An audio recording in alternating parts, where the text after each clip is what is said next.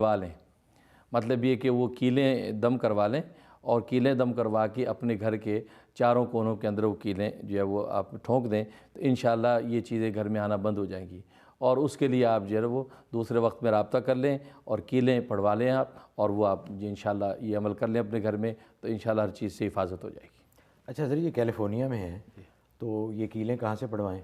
तो उसका तरीका या तो मुझे भिजवा दें वो, तो वो पोर्शन देख लें कितने पोर्शन है, फ़ी पोर्शन के एतबार से 4 कीलें होंगी। तो अगर 3 पोर्शन है तो 12 कीलें, तो 2 इंच लंबी कील वो लोहे वाली वो भेज दें, तो वो दम करके इनको भेज देंगे इंशाअल्लाह। तो अच्छा, आपसे गुजारिश ये है कि आपको हमारा ईमेल एड्रेस नज़र आ रहा होगा, उस पे आप अपना एड्रेस हमें ईमेल के ज़रिए भेज दें ताकि हज़रत आपसे फिर रब्ता कायम कर सकें और ये जो कीलें पढ़वानी है ये आपके लिए मुमकिन हो सके। हज़रत एक और ईमेल है, ये एक डॉक्टर हैं, उन्होंने कहा कि मेरा नाम ना लीजिए। ज़ोहर के वक्त ये दफ्तर में होती हैं और मेकअप वगैरह इन्होंने किया होता है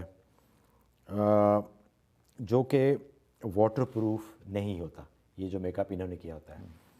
एक तो ये फरमा रही हैं कि आया उसके ऊपर वज़ू हो जाता है, क्योंकि ये चाहती नहीं कि ज़ोहर कज़ा करके पढ़ें, ये पढ़ना चाहती हैं वक्त के ऊपर, लेकिन चूँकि ऑफ़िस का माहौल है, मेकअप किया होता है, लेकिन ख़ास तौर पे इन्होंने ज़िक्र किया कि वो वाटर प्रूफ नहीं होता। तो एक तो ये फरमा दीजिए कि आया वज़ू उसके ऊपर हो जाता है। और दूसरा उन्होंने ये एक बड़ा इंटरेस्टिंग सवाल भेजा है, ये बहुत कॉमन प्रॉब्लम भी है, ये है कि रेस्टोरेंट में जो लोग खाना खाते हैं, खा वो गोश्त ना भी खाएँ, वेजिटेरियन ऑर्डर करें, सब्ज़ियाँ पकी होती हैं, लेकिन इनका कहना ये है कि अब हमें पता नहीं कि किस बर्तन में उसको पकाया गया है, किस तेल में उसको पकाया गया है, कौन से चमचे जो और दूसरे जो यूटेंसिल्स हैं वो यूज़ किए गए हैं, आया उसमें हराम खाना भी पका है या कोई पोर्क भी उसके साथ लगा है। जैसे फ़्रेंच फ्राइज़ हैं, पता नहीं किस तेल में उनको फ्राई किया गया है। और तीसरा इनका ये है कि ये कह रही हैं कि जब वज़ू किया हो और बच्चे इनके छोटे हैं, अगर उनको धुलाएँ, नहलाएँ या उनकी सफाई वगैरह की, तो क्या उससे वज़ू टूट जाता है? जी, तो जहाँ तक आपके पहले सवाल का ताल्लुक़ है, तो मेकअप जो आम मेकअप औरतें करती हैं, तो वो मेकअप अगर किया हुआ है और आपने उस पर वज़ू किया तो वज़ू हो जाएगा। इल्ला ये कि अगर नेल पॉलिश वगैरह लगी हुई है तो नेल पॉलिश वगैरह उस पर वज़ू नहीं होगा, नेल पॉलिश को आपको रिमूव करना पड़ेगा। उसके अलावा अगर जो है वो सुर्खी पाउडर वगैरह जो लगा हुआ है तो उसके ऊपर अगर आपने वज़ू किया तो वज़ू आपका हो जाएगा।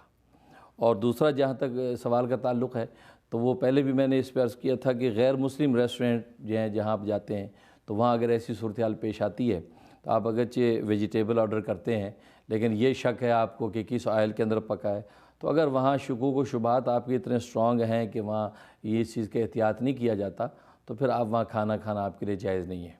तो आप उससे इज्तनाब करें, किसी मुसलमान रेस्टोरेंट में एहतियात के साथ वहाँ खाना खाएँ। और तीसरा जो सवाल आपने किया उसमें यह है कि बच्चे को अगर वज़ू के हाल में आपने धुलाया तो उसमें कोई मुज़ाक़ा नहीं, उससे वज़ू पर कोई असर नहीं पड़ता, इल्ला ये कि अगर जो है उसका पेशाब या पोटी वगैरह कपड़ों पर या बदन पे लग गई तो उसको धो लिया जाए, तो बाकायदा दोबारा वज़ू करने की ज़रूरत नहीं है।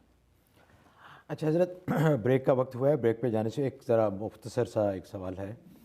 बहुत सारी ईमेल्स आई हैं इसके बारे में। ख़वातीन ने पूछा है कि जो उनके ख़ास अय्याम होते हैं उस दौरान वो ज़ुबानी तलावत कर सकती हैं कुरान पाक की।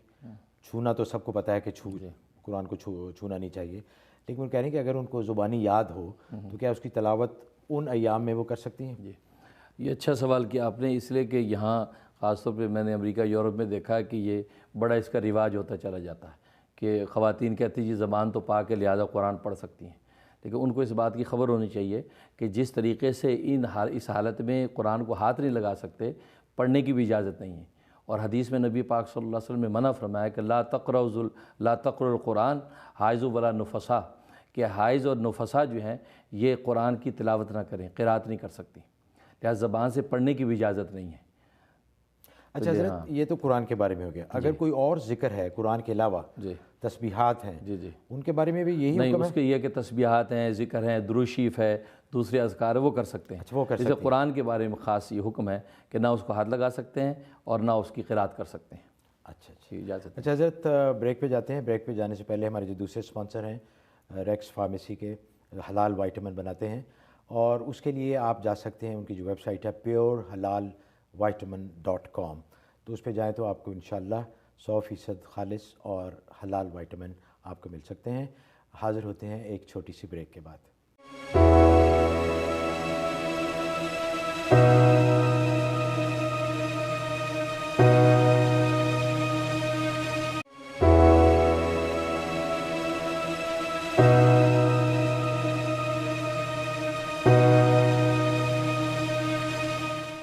غیب کی باتیں اس پروگرام کے ساتھ نیو یارک سے لائیو آپ کی خدمت میں حاضر ہیں. آپ سب کو پروگرام میں دوبارہ بہت بہت خوش آمدید. حضرت ایک اور کالر ہیں البرٹا سے. جی السلام علیکم. ہیلو. السلام علیکم. وعلیکم السلام. جی میرا نام اسر قادری ہے, میں کیلگری کینیڈا سے بات کر رہا ہوں. جی فرمائیے قادری صاحب. سب سے پہلے تو میں مبارکباد دینا چاہتا ہوں آپ لوگوں کو اس پروگرام پہ. بہت بہت شکریہ آپ کا. اور آپ کو بھی بہت بہت مبارک ہو. اس طرح کا پروگرام یقیناً ضرورت تھا. ماشاءاللہ. میرا سوال ایکچولی اس موضوع پہ ہے کہ ہمارے ہاں کچھ ایک گروپ ایسا ہے جو یہ کہتا ہے کہ جی مردوں کی نماز میں اور عورتوں کی نماز میں کوئی فرق نہیں ہے. جس طرح مرد نماز پڑھتے ہیں اسی طرح عورتیں بھی نماز پڑھنی چاہیے. اور اس کے اگینسٹ میں یہ حدیث بیان کرتے ہیں کہ آپ صلی اللہ علیہ وسلم نے فرمایا ہے کہ نماز ایسے پڑھو جس طرح مجھے پڑھتے دیکھتے ہو. تو حضرت سے یہ مجھے سوال کرنا تھا کہ حضرت کا کیا خیال ہے اس سلسلے میں, کیا یہ گمراہی نہیں, اور اگر یہ گمراہی ہے تو اس کو کس طرح سے روکا جا سکتا ہے. اچھا قاضی صاحب ذرا مجھے تھوڑی سی یہ وضاحت فرما دیجیے کہ یہ انڈیویجول نماز کی بات کر رہے ہیں یا مسجد میں جو نماز اس کی بات کر رہے ہیں. اچھا وہ لائن ڈراپ ہوگی. جی حضرت. جی اسفر قادری صاحب, آپ نے جو سوال کیا ہے کہ مرد عورت کی نماز کا معاملہ, کہ بعض لوگ یہ کہتے ہیں کہ مرد عورت کی نماز ایک جیسی ہے اور بعض کہتے ہیں ڈیفرنٹ ہے. تو میں تو یہ کہتا ہوں کہ بس نماز پڑھیں, مرد بھی نماز پڑھے عورت بھی نماز پڑھے. طریقہ کار نماز کا کوئی بھی اختیار کیا جائے تو نماز پڑھنی چاہیے. ڈیفرنس اور اوپینین ایک الگ چیز ہے, ڈیفرنس اور پرپز ایک الگ چیز ہے. ڈیفرنس اور اوپینین ہو جاتا ہے کوئی بات نہیں, کوئی کسی طریقے سے نماز پڑھتا ہے کوئی کسی طریقے سے, لیکن ڈیفرنس اور پرپز نہیں ہے. نماز سب پڑھتے ہیں, کوئی رفع دین کر کے نماز پڑھتا ہے, کوئی بغیر رفع دین کے نماز پڑھتا ہے, کوئی آمین اونچی کہتا ہے, کوئی آہستہ کہتا ہے. اسی طریقے سے مرد اور عورت کی نماز کا ایک اسکول آف تھاٹ کہتا ہے کہ دونوں کا طریقہ کار سیم ہے, وہ بھی اپنے دلائل پیش کرتا ہے. اور دوسرا جو ہے جیسا کہ اہل سنت والجماعت کا مسلک ہے کہ مرد عورت میں جیسے اللہ نے فرق رکھا ہے ایسے اس کے نماز کے طریقہ کار میں بھی فرق رکھا ہے. اس لیے کہ مرد کے لیے اتنا پردے داری نہیں مطلوب جتنی عورت کے لیے پردے داری مطلوب ہے. لہٰذا ظاہر ہے کہ جب پردے کے احکام مختلف ہیں تو نماز کے طریقہ کار میں بھی اختلاف کی فطری چیز ہے. تو احادیث ادھر بھی احادیث موجود ہیں. لیکن میں تو یہ کہتا ہوں کہ بس نماز پڑھیں کسی بھی طریقے سے, نماز اپنی نہ چھوڑیں کہ پوچھ نماز کی ہوگی. اللہ تعالیٰ امت کو یہ چھوٹے چھوٹے ڈفرینس سے نکالے تاکہ وہ ایک اللہ کی طرف جانے والے بن جائیں. ماشاءاللہ حضرت بہت زبردست جواب دیا آپ نے. اچھا حضرت اور بہت سی مساجد میں جھگڑا بھی شروع ہو گیا ہے کہ عورتیں مسجد میں آتی ہیں وہ جماعت کے ساتھ پڑھتی ہیں. اچھا کچھ مساجد میں وہ پارٹیشن کر دیتے ہیں کہ عورتیں علیحدہ یعنی, لیکن بعض جگہ عورتوں نے یہ کہا ہے کہ جی پارٹیشن کیوں کی گئی, ہم بغیر پارٹیشن کے پیچھے کھڑے ہو کے پڑھیں گی. اس بارے میں ذرا فرمائیے. نہیں یہ خیر یہ تو زیادتی ان عورتوں کی طرف سے کہ عورتوں کو ایسا نہیں کرنا چاہیے کہ پارٹیشن کے ساتھ ان کو نماز پڑھنی چاہیے. بغیر پارٹیشن کے وہ اوپنلی اگر مردوں کے سامنے کھڑی ہوتی ہے تو احادیث میں بھی نہیں, اگر پیچھے کھڑی ہوں اب پیچھے کھڑی ہوں لیکن مردوں کے بغیر کسی حائل کے کھڑا ہونا جائز نہیں ہے کہ وہ مردوں کو دیکھ رہی ہیں یا مرد یا ان کو دیکھ سکتے ہیں. تو پردے کا حائل ضروری ہے اور یہ سارے فقہ اسلام کی یہ مسلک ہے. اور یہ تو عورتوں کی زیادتی ہے, مغربیت ہے کہ وہ یہ کہتی ہے کہ ہم اس سے یہ کل کو یہ کہیں گے ہم پہلی صف میں کھڑی ہوں, تو یہ غلط ہے. ایسا نہیں ہے, بلکہ خیر القرون سے یہ طریقہ چلا آ رہا ہے کہ عورتیں پردے کے اندر جو اقتداء کرتی ہیں پردے کے بغیر جائز نہیں. اچھا حضرت ایک اور کال لیتے ہیں, کیلیفورنیا سے کال ہے. جی السلام علیکم. ہیلو. ہیلو السلام علیکم. جی وعلیکم السلام. کون صاحب؟ میں علی مرتضیٰ بول رہا ہوں کیلیفورنیا سے. جی علی صاحب کیسے ہیں آپ, خیریت سے ہیں؟ بس ٹھیک ٹھاک. مفتی صاحب سے ایک مختصر سا سوال پوچھنا تھا. میرے ابو ہیں, انہوں نے 2006 میں حج کرنے گئے تھے, تو اس کے بعد سے ہی نا جب سے واپس آئے ہیں تو ان کا وہ اپنا کام کرتے تھے بزنس, تو اس بزنس میں کافی لاس ہو رہا ہے ایوری ایئر, اور جو قرضہ ہے نا وہ بڑھی جا رہا ہے. تو اس کے لیے مفتی صاحب سے کہنا تھا کہ کوئی ایسا عمل یا ایسا کوئی کر سکیں جس سے اس میں امپروو ہو سکے؟ جی بہت بہت شکریہ علی صاحب. جی حضرت. یا اس کے لیے ہے کہ وہ ایسا کریں کہ صورت آل عمران روزانہ 11 دفعہ تلاوت کرنی ہے. 11 دفعہ تلاوت کر کے وہ کچھ پانی پہ دم کر کے، اگر دکان دفتر ہے تو وہ پانی جو ہے دکان دفتر میں چھڑک بھی دیں، اور اونچا اونچا چھڑکیں، نیچے پاؤں میں نہ پڑے وہ تو، اور اس کے علاوہ اس پانی میں سے کچھ پی بھی لیا کریں. تو سورۃ آل عمران 11 مرتبہ یہ کریں. اور دوسرا، جب بھی گھر کے اندر داخل ہوں تو سلام کرنے سے پہلے 1 مرتبہ قل هو اللہ پڑھ لیں، سورۃ اخلاص 1 مرتبہ پڑھ لیں، اور اس کے بعد پھر یہ کہ سلام کر کے اپنے گھر والوں کے اندر گل مل جائیں. تو اس طریقے یہ 2 چیزیں کرتے رہیں، انشاءاللہ ان کے قرض بھی اتر جائیں گے اور ان کو مالی خوشحالی ہو جائے گی، اور کاروبار میں جو پرابلم ہیں انشاءاللہ وہ سالو ہو جائیں گے. اچھا حضرت، ایک اور ای میل ہے، یہ خواب کے بارے میں ہے. تبسم صاحب یہ فرماتے ہیں کہ ان کو 12-13 سال سے ایک خواب آتا رہا ہے کہ یہ ہوا میں بہت اونچا اڑتے ہیں اور اڑ کے پہاڑ کی چوٹی پہ، جیسے جو شاہینوں کا مسکن ہوتا ہے وہاں چلے جاتے ہیں، اور ان کو نظر آتا ہے کہ یہ ان کا بسیرا ہے. تو پھر اس کے بعد یہ نیچے آتے ہیں. تو اس بارے میں وہ پوچھ رہے ہیں کہ اس کا کیا مطلب؟